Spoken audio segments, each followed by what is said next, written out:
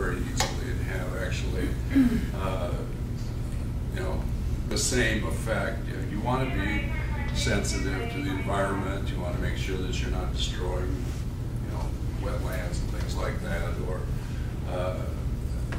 remediation as far as that is taken care of. But you can do this without studying and studying. I mean, and the lawsuits that come with it all the time, that's what is frustrating also.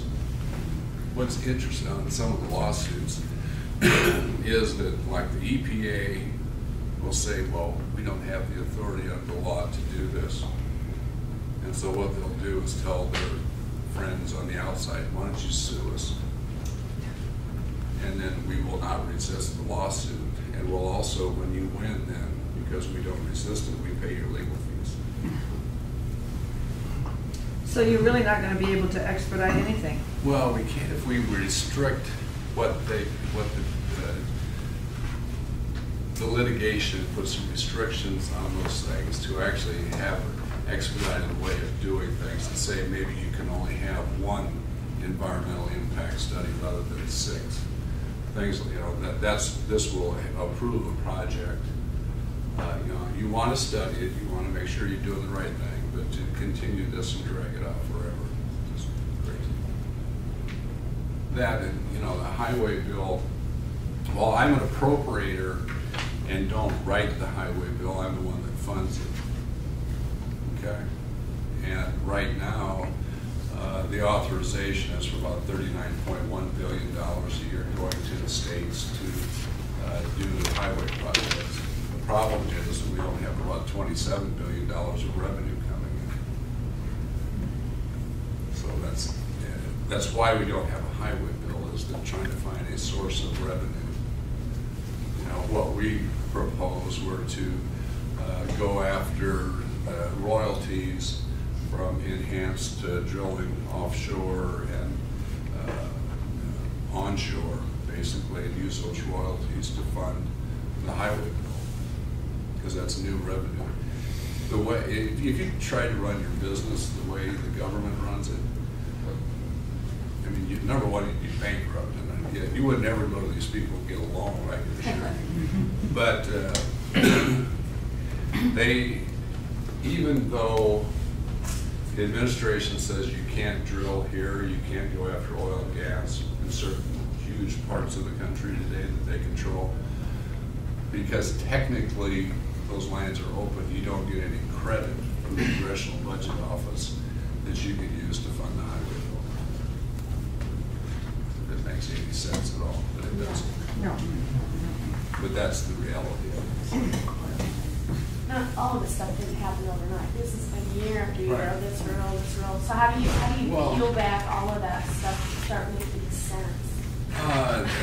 That's I mean, I've got let me just start. No, I've got a regulatory reform bill, that is my bill. It basically says that you have a commission, you'll go back and look at all of the stuff that's on the books. And you'll go see what actually is necessary and what isn't, and get rid of the stuff that's not necessary. Number 2, when you have a major regulation, Congress actually has to do a major one as it affects the economy by $100 million or more. You actually have to have Congress vote on it. Because right now what you have is bureaucracy that the most dangerous language in any piece of legislation is the secretary shall determine. Because Congress does never want to get down in the weeds and make all those little tiny decisions, supposedly. So they give the authority over to the secretary of whatever department's in charge.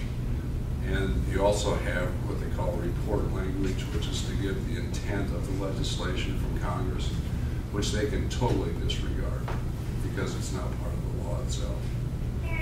And which they do. If you have an agenda-driven, you know, bureaucrat in there, or a political appointee running a department that has an agenda, they will write regulations. EPA is working 24/7 right now to write every regulation possible. I mean, they're trying to enact cap and trade through regulation rather because they couldn't get legislation. know, have Congress actually take some responsibility itself of the new regulations coming down. If they have a major impact on the economy, Congress should actually have a say in it.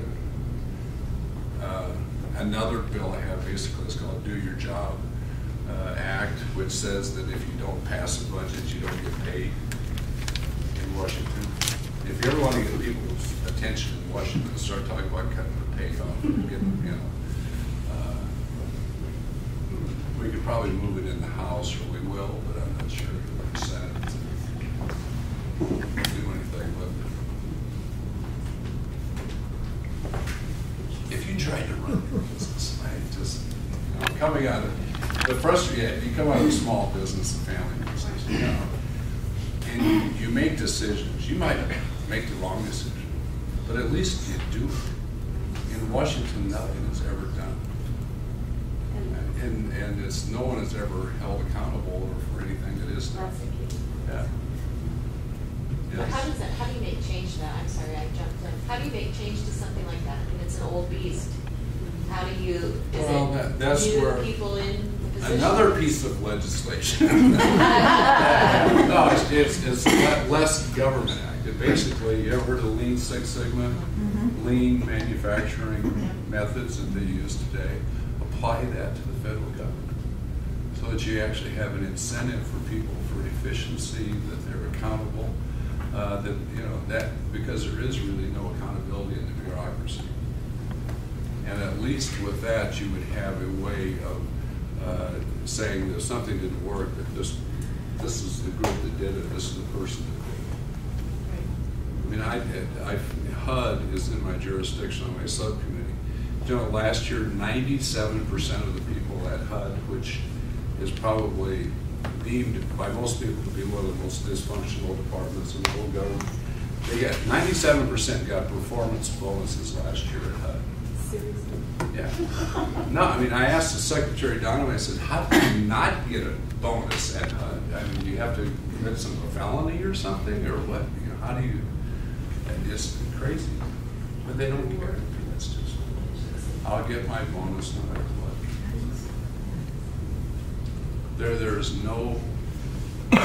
There's no incentive for anyone to actually be efficient. You look at the crazy stuff, the trips to Hawaii, going to Vegas, all this kind of stuff. And it's just a whole attitude in the bureaucracy that we're untouchable. Yes? You know, talking about government waste, I just wrote down a few things I ran across here. Job training program. Yeah. 49 job training programs out of 9 different agencies. Only 5 of the training programs have never written a report back to the government. Even gets better. GSA, of course, we know about Vegas, but do people realize here you have that we own 900,000 buildings, and 114 of those are either empty or underutilized. 900,000 that the federal government owns. The GSA's in charge. Yeah, that's the GSA. Yeah. NOAA, the ocean people. They purchased a $300,000 party boat for what only knows, but here's the most amazing deal I ran across. NOAA owns more vehicles than they have people working for it. NOAA does. Yeah. You go with ICE. The second in charge, I believe, was down in Arizona.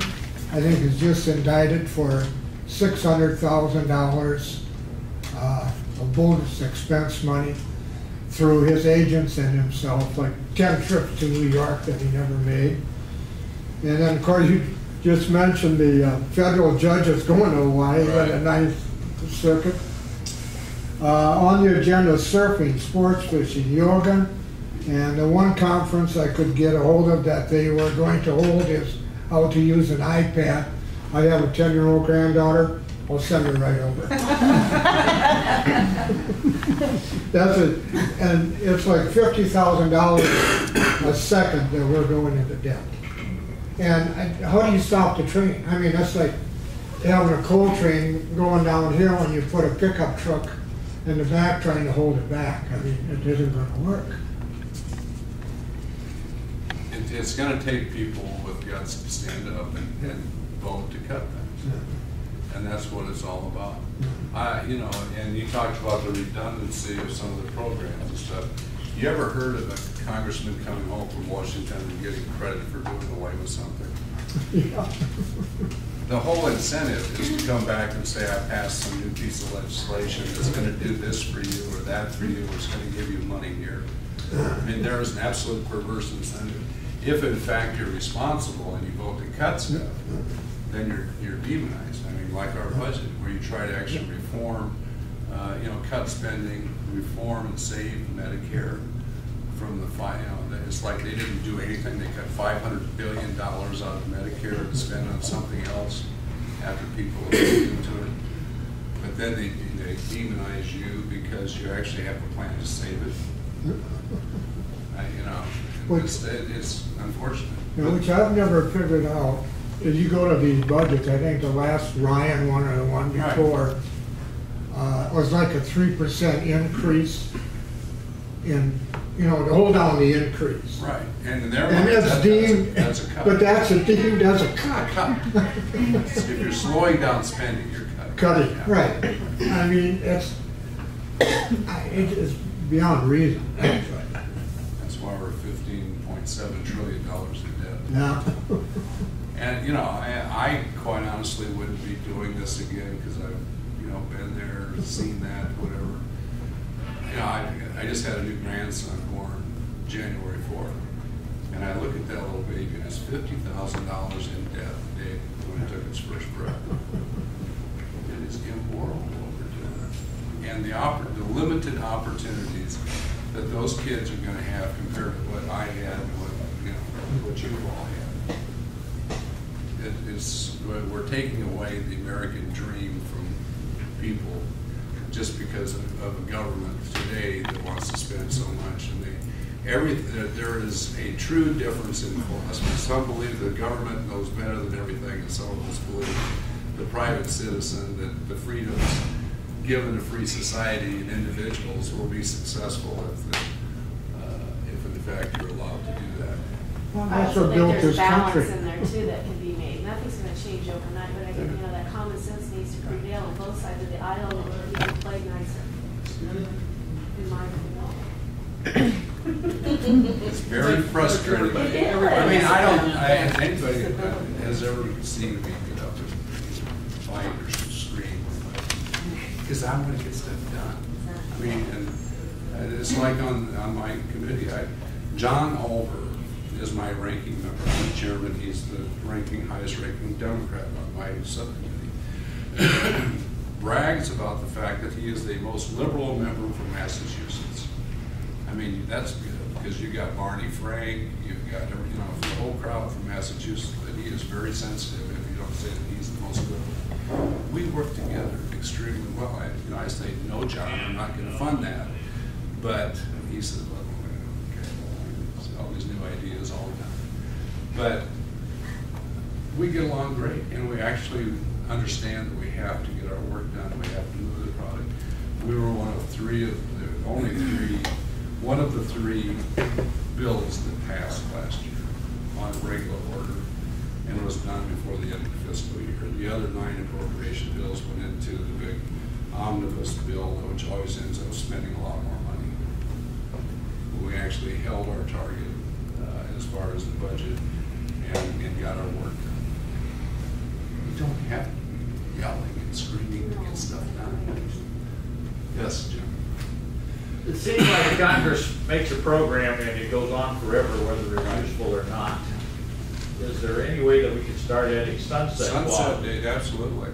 to all of these so that they have to expire at a certain time? If they're functional and they're working, then Congress can renew it and go on down the road. But if they're not, they stop. Are we doing that now, or can we do that? Absolutely. And we should, and there should be justification, and part of my regular form bill basically says you have to justify what, in fact, that your efforts are successful, or what cost benefit analysis of whatever you've done to see if it actually does something. There are massive parts of the federal government, though, that are not authorized. Anybody seen the authorization come back for international aid, foreign aid? There probably hasn't been an authorization for that for over 30 years. So how does it continue? It is carried in the appropriations bills. A one-year extension, supposedly. If it's funded, it's authorized, is the way they say it. I can say you would never run your business the way the federal government does. That's reverse. So what's it gonna take? What's it gonna take for all of us out here to Raise Cain. do anything? I mean, people are so disenchanted. It's like, you read the paper and it means nothing. Nobody does anything. What can people do? You know, you come out and speak to us, what can we do? Become involved, be very vocal. We're being vocal. Right, absolutely, and that's extremely important. Get involved.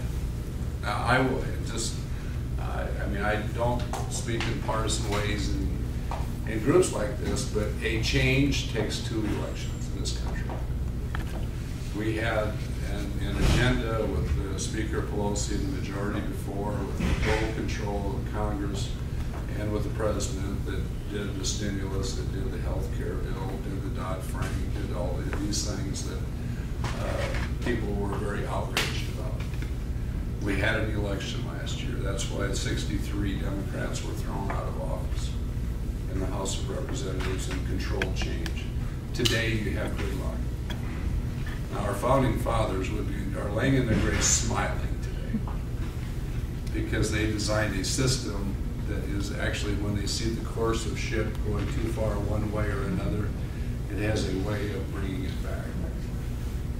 But to have real change, it takes another election. I'll just say, and that's it always takes 2 elections. That's 8 years. No, it's 2. Well, This November. Oh, okay.